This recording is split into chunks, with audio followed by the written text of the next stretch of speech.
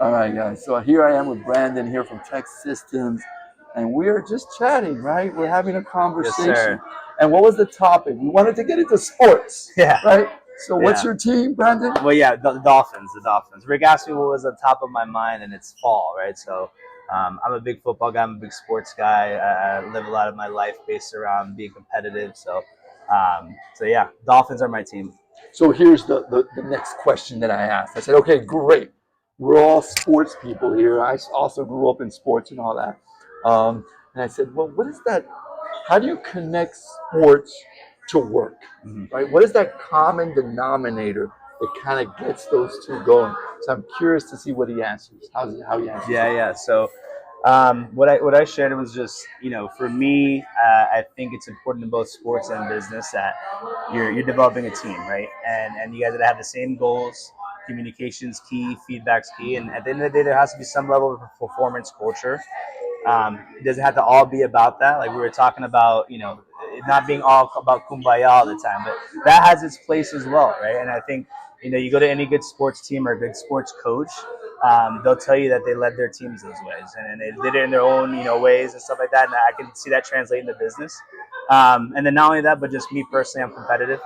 So I think having a competitive drive is good in anything you do personally, as that is my opinion. So I have a lot of respect for those professionals that do that every day. So I'm not going to arm wrestle with him. Okay, just FYI, just FYI.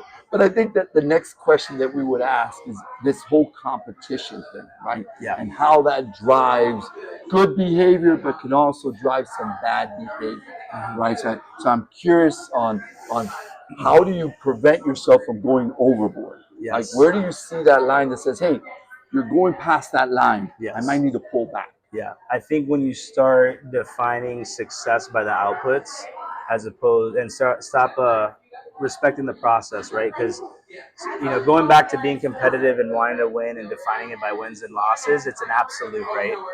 And there's a lot of good that can come out of losing, so there's nothing wrong with that. You can come out, like, you can learn a lot.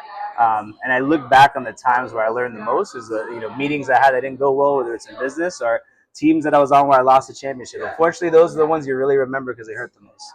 But that's the stuff that defines you, and I think you can define a business, a team. So yeah. I love it. I love it. And then we, from an agile world, right? We know that when we're experimenting, we also have to learn how to address failure, right? Because that's the only way we're going to learn. Yes. So, Brandon, again, awesome talking to you, guys. I can't wait for the Dolphins season. What are we going to win this or what? What do you guys think? I'm not betting on it. I don't know. Let's give it a shot. I'm a little All right, pessimistic. guys. Catch you later.